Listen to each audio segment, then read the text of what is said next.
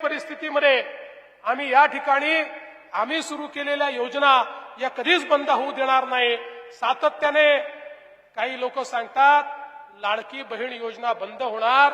मी तुम्हाला सांगतो जोपर्यंत देवाभाऊ आहे, जोपर्यंत शिंदे साहेब आहेत, अजित दादा आहेत, लाडकी बहीण योजना कधीच आम्ही बंद होऊ देणार नाही। आमच्या लाडक्या बहिणींना ही जी आमची दिवाळीची भाऊबीज आहे ती सातत्याने मिळत राहील हा विश्वास देखील मी देतो। आमच्या शेतकऱ्यांना जी वीज सवलत आम्ही दिलेली आहे, विजेचं बिल जे माफ केलेलं आहे, 5 वर्ष आमच्या शेतकऱ्यांना विजेचं कुठलंही बिल भरावं लागणार नाही हे पुन्हा एकदा या ठिकाणी आपल्याला सांगतो। आणि अर्थातच 5 वर्षांनी आमचा कॉन्ट्रॅक्ट तुम्ही रिन्यू केला की त्यानंतर अजून 5 वर्षाकरता आम्ही तुम्हाला ती सवलत देऊ। त्यामुळे आता तरी 5 वर्षापर्यंत ही सवलत तुमच्याकरता आम्ही ठेवली। आणि एवढंच नाही तर आता आपण जे सोलरायझेशन सुरू केलेलं लाडकी बहीण योजनेचा तुमचा 16वा हप्ता भेटल्यानंतर आता तुम्ही 17व्या हप्त्याची म्हणजेच नोव्हेंबर महिन्याच्या हप्त्याची वाट पाहत असाल। तुम्ही वाट पाहताय की नाही कमेंट बॉक्समध्ये कमेंट करून नक्की सांगा। तर नोव्हेंबर महिन्याचा लाभ म्हणजे 17वा हप्ता तुम्हाला कधी भेटणार आहे आणि एकत्रित तुम्हाला 3000 रुपये भेटू शकतात का, म्हणजेच 18वा हप्ता देखील तुम्हाला यासोबत भेटू शकतं का, त्याची देखील माहिती आपण बघणार आहोत।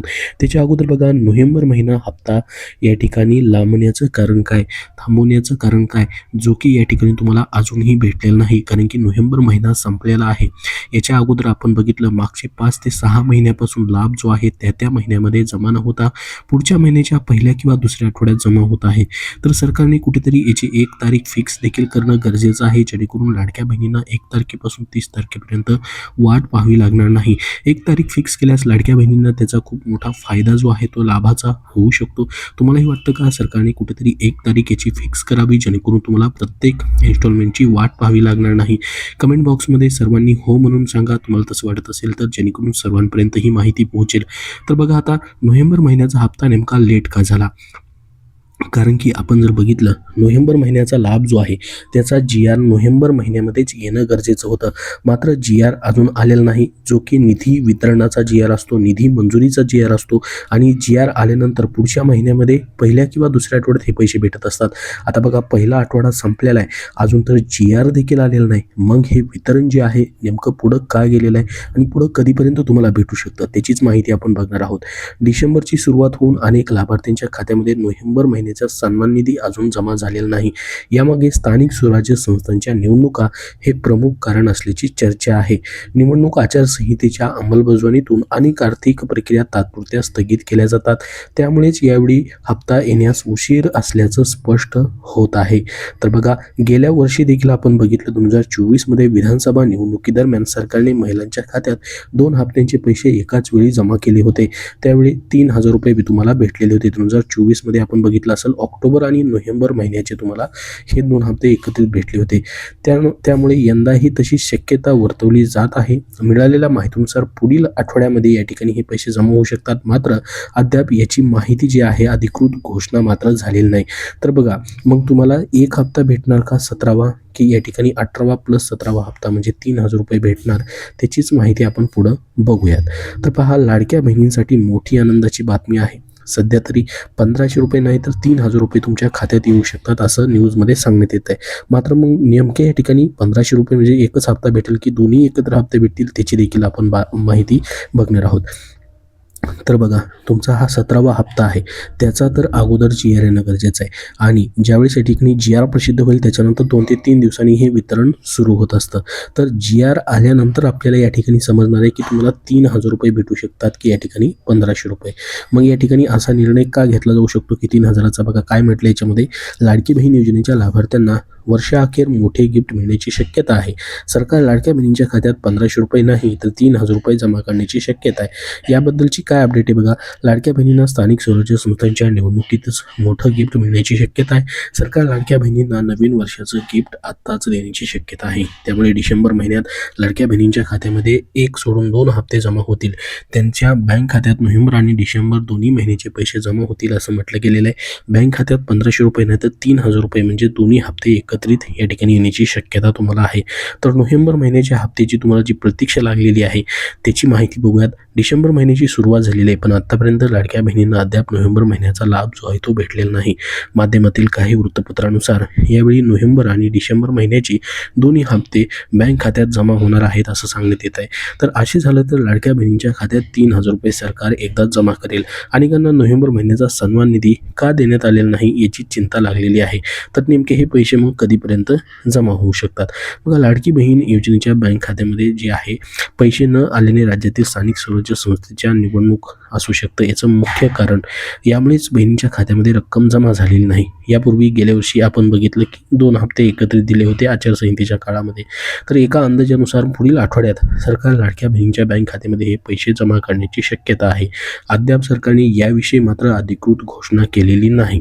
जर तुम्ही अजूनही ई-KYC केलेलं नसेल तर तुम्हाला या ठिकाणी ही प्रक्रिया करून घ्यायची आहे. तर बघा, पुढच्या आठवड्यात हे पैसे डायरेक्टली जमा होणार नाही, तर तुम्हाला पुढच्या आठवड्यामध्ये याचा GR देखील येऊ शकतो किंवा या ठिकाणी डिसेंबर एंडिंगपर्यंत या ठिकाणी कधीही तुमचे 17व्या हप्त्याचे पैसे जमा होऊ शकतात. आणि जर डिसेंबरमध्ये देखील हे पैसे जमा झाले नाहीत तर मग तुमचे नोव्हेंबरचे आणि या ठिकाणी डिसेंबरचे दोन्ही मिळून मग तुम्हाला 3,000 रुपये जमा होऊ शकतात. परंतु या ठिकाणी आता बघा, नोव्हेंबरचा लाभ जो आहे लेट झालेला आहे तो डिसेंबर महिन्यामध्ये तुम्हाला भेटेल, कधीही भेटू शकतो. ह्या येणाऱ्या पुढच्या आठवड्यामध्ये तुम्हाला त्याबद्दलची नक्कीच या ठिकाणी आनंदाची बातमी येऊन जाईल. पहिला आठवडा तर संपलेला आहे, पुढच्या आठवड्यात नक्कीच याचा GR देखील येऊ शकतो किंवा याची घोषणा होऊ शकते की कुठल्या तारखेपर्यंत हे पैसे वाटप केले जाऊ शकतात.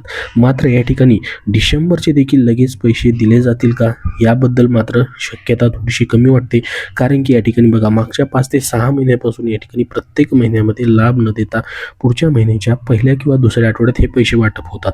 तसंच या ठिकाणी नोव्हेंबर महिन्याचा लाभ जो आहे या ठिकाणी लेट तर होतोय, परंतु याचा GR आल्याबरोबर लगेच पुढच्या आठवड्यात जर GR आला, म्हणजेच डिसेंबर महिन्यामध्ये पुढच्या आठवड्यात ह्याच महिन्यामध्ये GR आला तर तुम्हाला या ठिकाणी त्याच आठवड्यामध्ये पैसे देखील मग भेटू शकतात.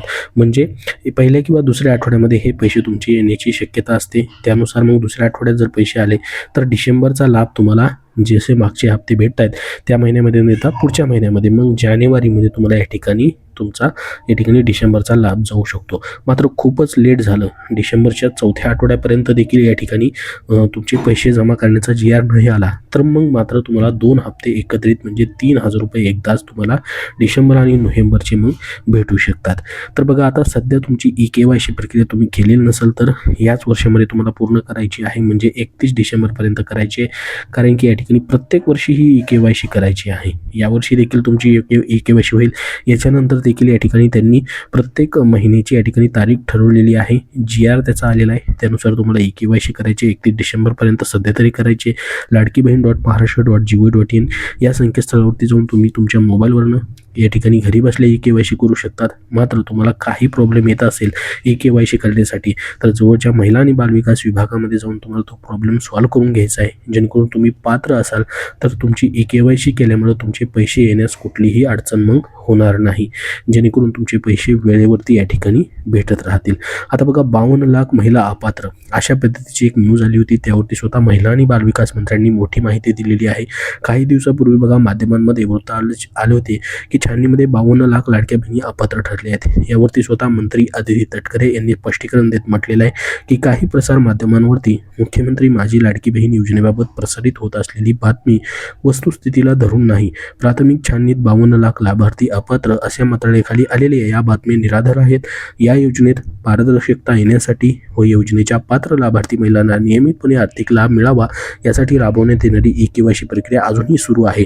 योजनेसंदर्भात विविध प्रसार माध्यमातून येणाऱ्या दिशाभूल करणाऱ्या माहितीने विचलित न होता सर्व लाभार्थ्यांनी केवळ राज्य शासनाच्या अधिकृत संकेतस्थळावरती शासन निर्णयाच्या माध्यमातून अधिकृत प्रसार माध्यमातून प्रसारित होणाऱ्या अधिकृत माहितीवरतीच विश्वास ठेवावा. ई-KYCची मुदत 31 डिसेंबरपर्यंत वाढवण्यात आली आहे आणि या मुदतीत सर्व पात्र लाभार्थ्यांनी ई-KYC प्रक्रिया पूर्ण करून घ्यावी असं त्यांनी या ठिकाणी म्हटलेलं आहे.